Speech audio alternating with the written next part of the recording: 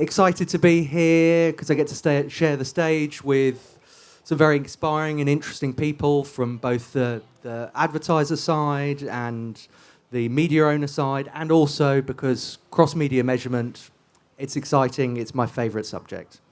We all know media consumption, across more channels, giving people more choice, making it harder for media buyers to maximise reach, to maximise efficiency, making it a different game for media owners to prove the value of their inventory. And so this panel is about various people from both sides of the fence talking. We have one person from an innovative media agency.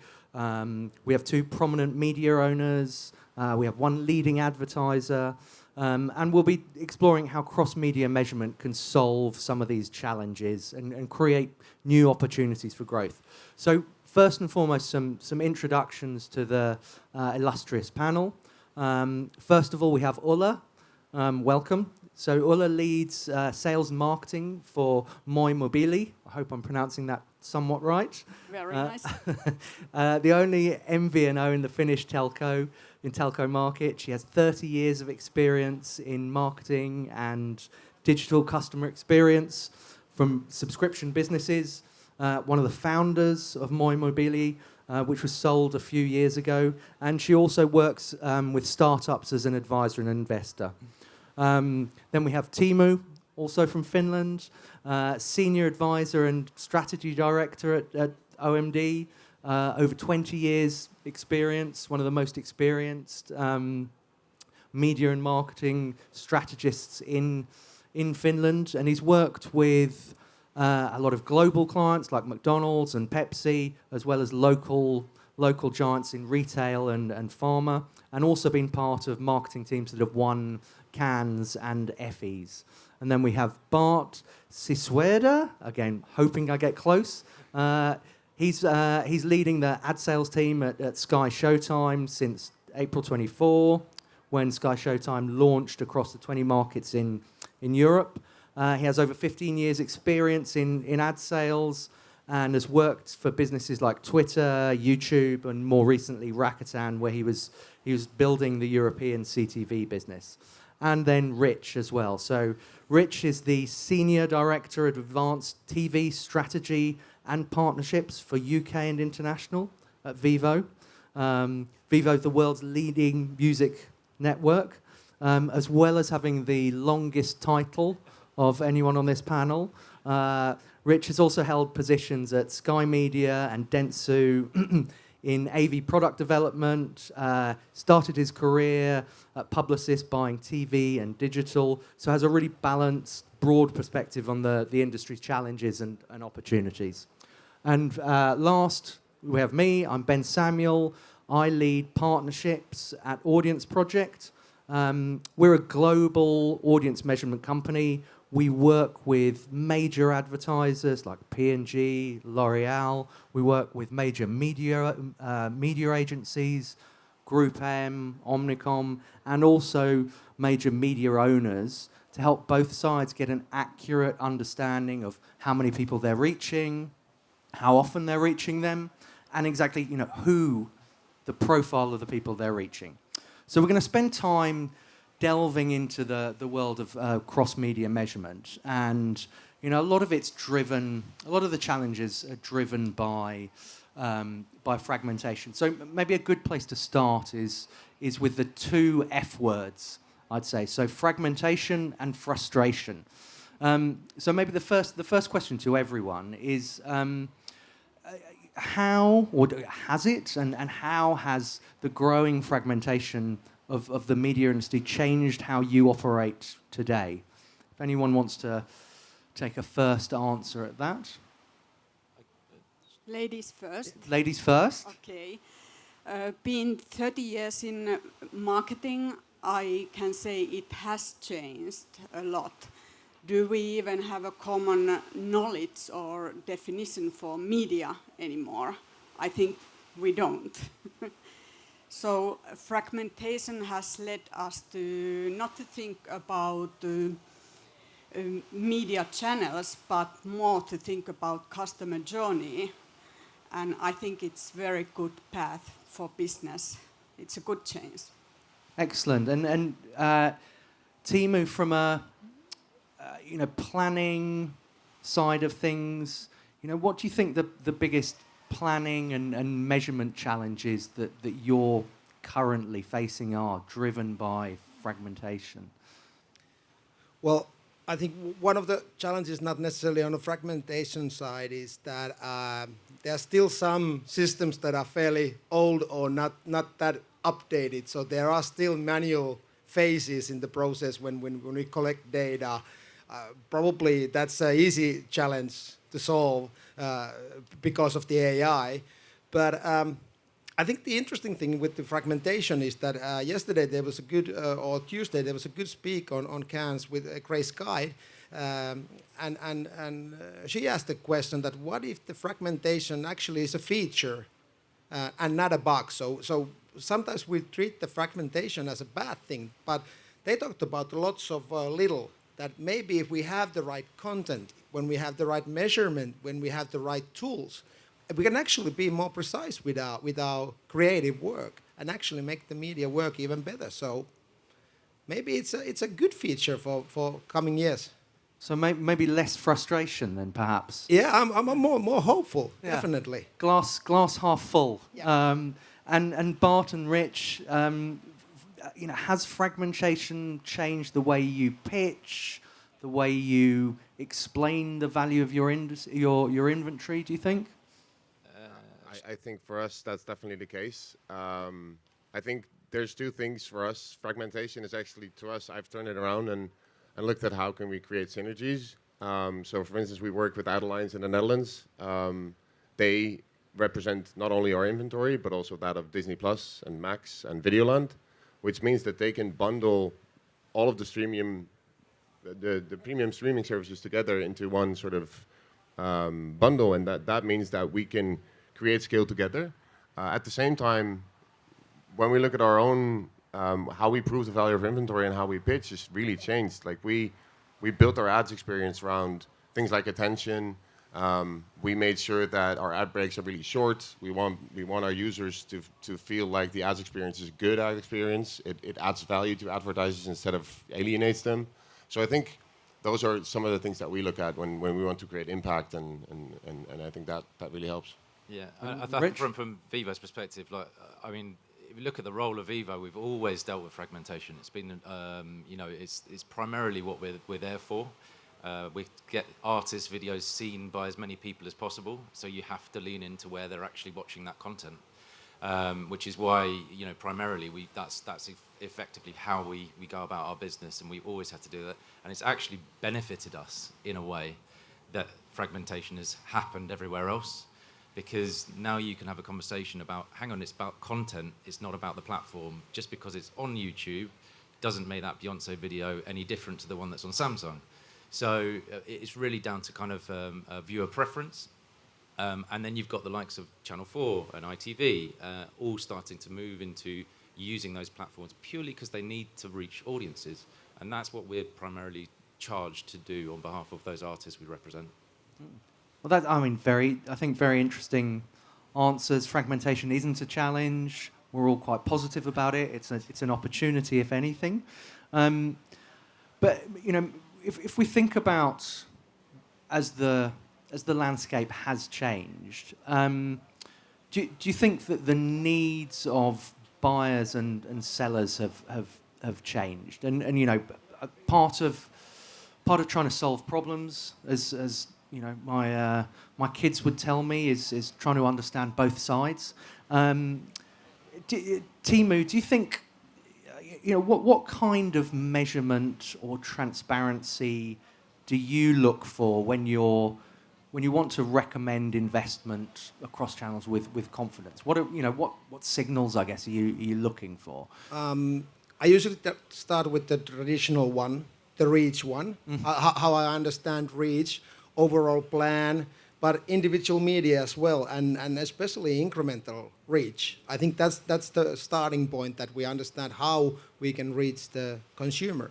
And then the second part is that we need to measure how we make consumers feel, or even more, make sure that our ads are being seen. Like you said, with the attention, we need the attention, we need the awareness, we need different brand tracking features. That's for me, it's the second part. And then the third one is econometric modeling, that we need to model and see how actually the medias perform. And we are working quite a lot in Finland, at least. There's several companies working with the media mix modeling. So I think that's something that we are in Finns are proud, and I'm quite blessed to have been able to work with clients that always use media mix modeling as one of their tools. So it makes my life a lot more easier. Excellent. And Ulla, from a brand's perspective, do you have expectations from your media partners in terms of reporting or cross-channel visibility? Are there, any specific expectations that you typically have? Yes, we have, since day one when we launched Moi Mobiili 2016, we have collected data, daily sales, daily media spend, and we have a 10 years data, so we pretty much think we know what is the best media mix for us. But I think one of the hardest part is the algorithms of social media channels, because algorithms are learning faster than human behavior is. So it feels to me we tend to go to the wrong path and track wrong things. Interesting. Yeah, I mean, I think that's a very interesting perspective around, our need to adapt to algorithms and think about those as part of the planning process. From a media seller perspective, what are you hearing from advertisers, agencies, in terms of their measurement demands? How are you responding to that? Does it change? Yes, absolutely. I mean, and I'm sure Bart will agree with this one, is that ultimately you want to, lean into whatever your customer wants, how they want to measure it. You want to be able to kind of have a third-party verification of what's happened. And that's generally how we approach it, is if we're getting led by the buyer and they want to use certain types of measurement to do so, then we will do as much as we can to make sure that happens. Ultimately, one of the fragmentation troubles that we have, obviously, is that we don't have our own platform. We use other platforms, and we have to rely on them doing the right thing as well, to kind of enable that kind of overall reach and kind of dissemination. Yeah, I think for us, I mean, in a way, it helps that we got to launch our own service a little over a year ago, so we're really just getting started. But it also means that when you start from zero, you can do everything that I would expect from anyone, right? So that's all the transparency, all the openness, and I want anyone and everyone to measure what they do and how they do that. And obviously, media mix modeling is one of those.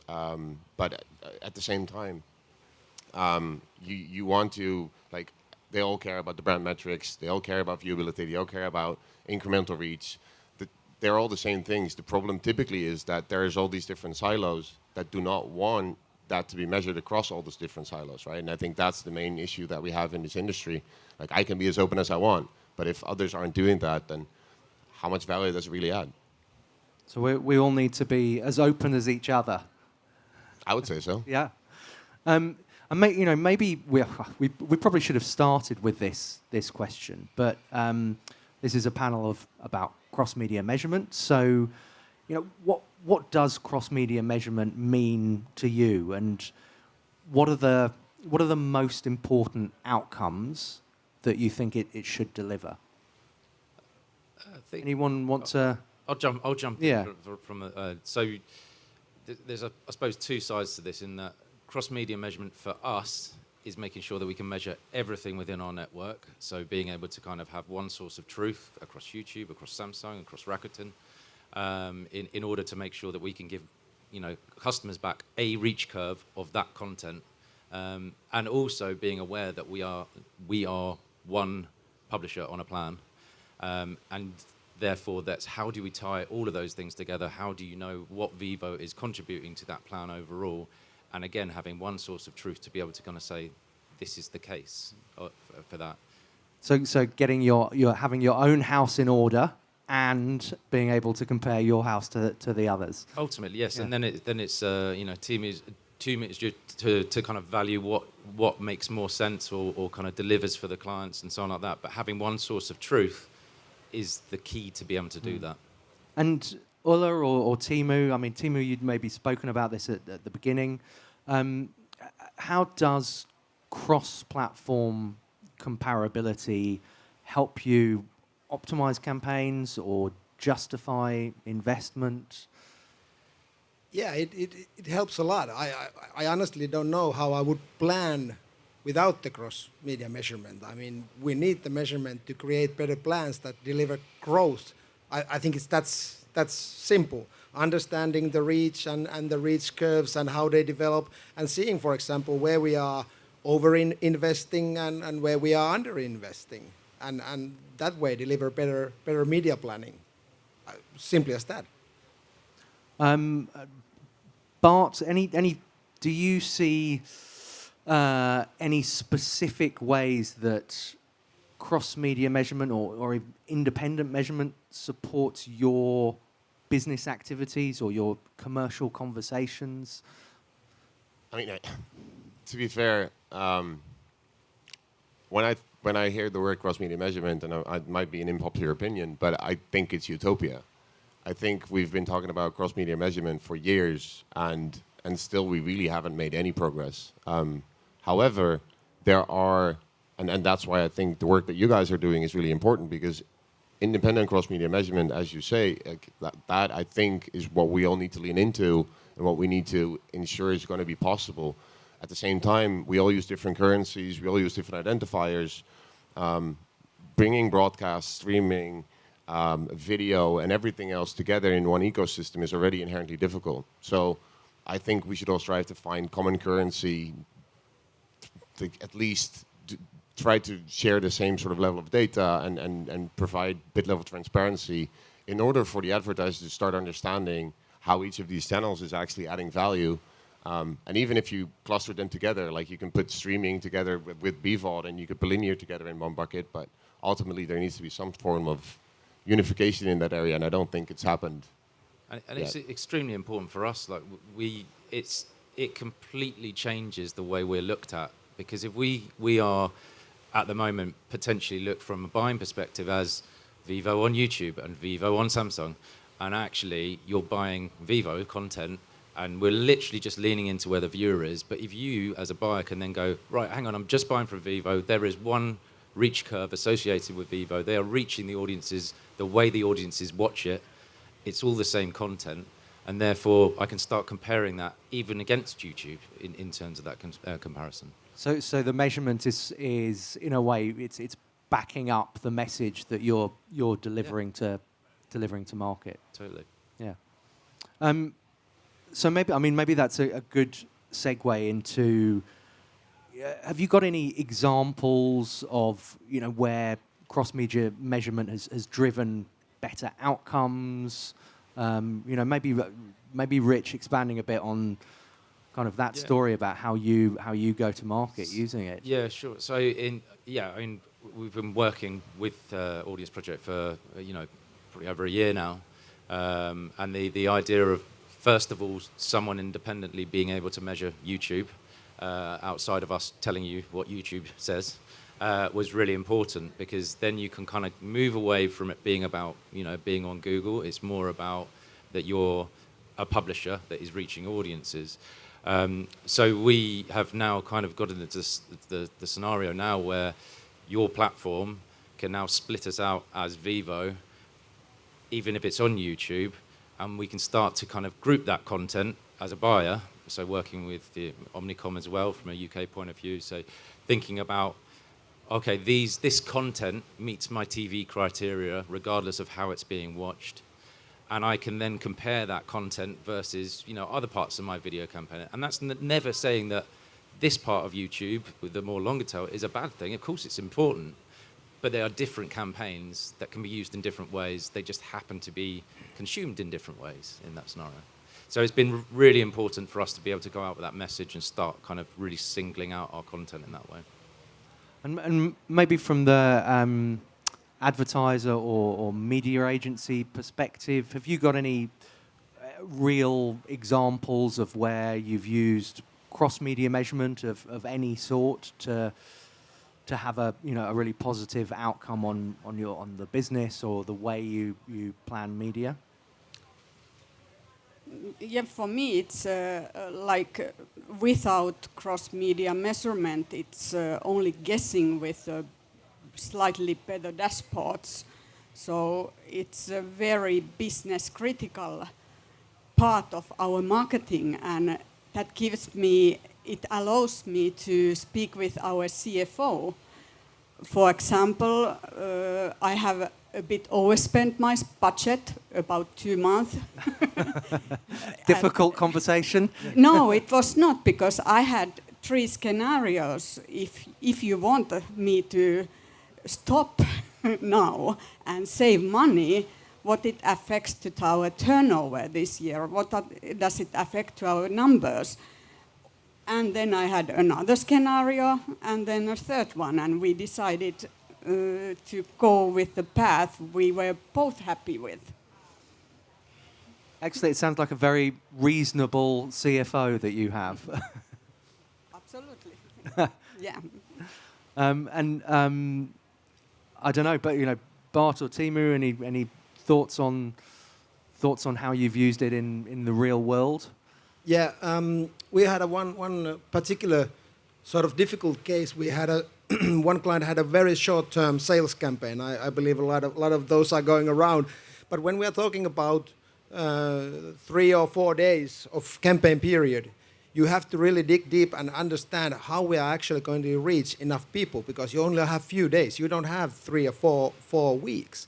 So that's actually when we did that work with a small particular campaign and started changing our media mix, even to the options that weren't that common in the media landscape, that you usually say that, okay, those channels aren't performing. But when you see the reach figures, that's all that matters. So that's one particular case. And we see incremental growth in our sales campaign, just setting few channels and replacing them with better ones.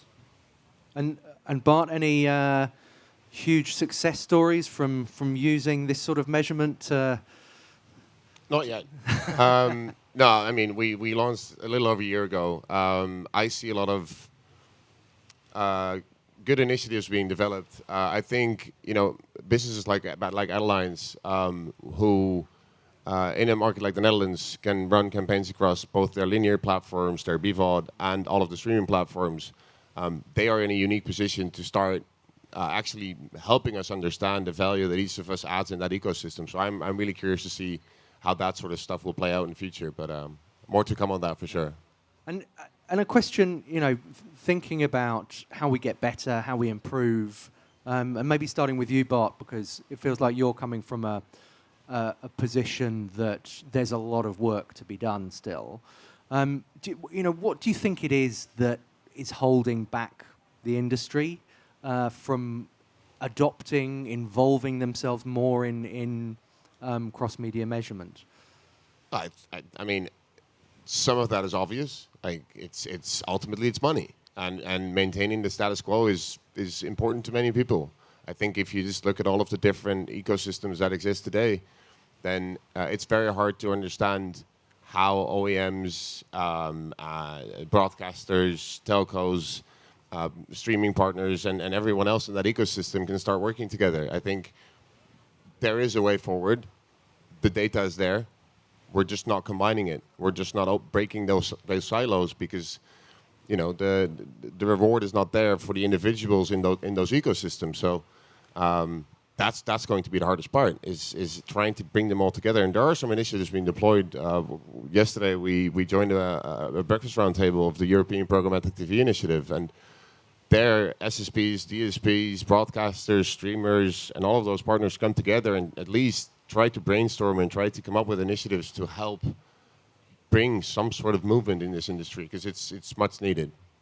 And then, so, you know, if we need to move forward, there's probably a very important role played by the buy side, because you're the people who control the money.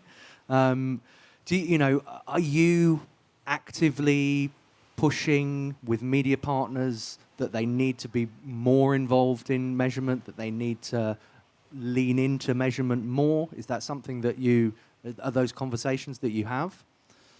Yeah, most definitely. I mean, I think Bart is spot on with that. We need to work much more closer together. We need to push those boundaries and break those silos and be a bit more transparent. And I definitely agree with those challenges that we have. I don't think it's a utopia. Well, I think we can solve this. I'm more. I hope I'm wrong. Yeah. I hope so too. Yeah. But I think you are really spot on with that one. And I mean, maybe a question for you, Rich. Have you ever had hesitation about measuring? Have you ever thought, I'm not sure it's a good idea to do this? Never really, and the reason being that there is nothing to hide, because and that should really be the attitude of any media owner worth their salt, is that that they will ultimately, the value of your content is there to be seen, your scale is there to be seen. It's just trying to find that kind of common currency that can kind of pull that all together.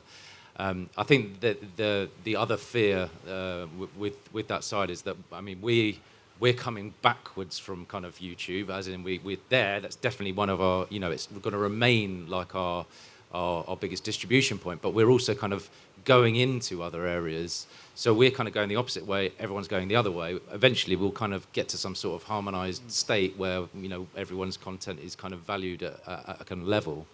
But that's the important thing, is that content has to be valued, because it costs money to make that content.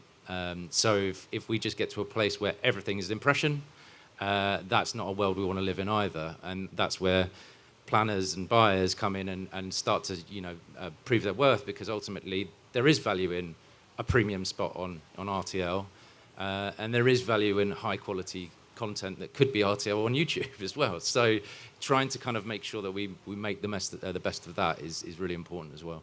That's brilliant. And I think we're wrapping things up. So maybe if you had a quick 10 seconds just to talk about one thing you could do tomorrow to make cross-media measurement more impactful or more widespread, what would it be? For me, it's about more channels. We need to be able to compare out of home to digital. We need to be able to compare gaming. So for me, I think more channels. Bart? I mean, Rich already said something in those directions, which is one common currency across all of our different silos, and ultimately transparency. But if we can find one common currency, whether that be an identifier, whether that be on a buying method, whatever it might be, that's sort of the ultimate goal for me, at least. So channels, common currency. Ulla? I think decisions are based on money. If we change our mindset so that measurement would be a decision tool, not a reporting tool, then change could happen. So making measurement more part of the planning and optimizing process. Yeah. And Teemu? Yeah, for me it's more channels, make it more unified, common language, and investing on building that. I think those are the three main things. Rich, the last word. What would you change? What I think it's really just an open dialogue, and Bart mentioned there are now some really good conversations, challenging conversations being had about trying to do the right thing. So that kind of open collaboration to kind of move things in the right direction, so that we're no longer kind of restricted by our own platforms and so on like that. We can actually just sell on the basis of how the viewer is dictating how they want to watch, rather than being stuck in siloed artificial tech silos. Brilliant. Well, I think we've come to the end of our time. Hopefully this has been a useful conversation for everyone. Wanted to thank all the panelists. Loved your insights. And thanks everyone for listening.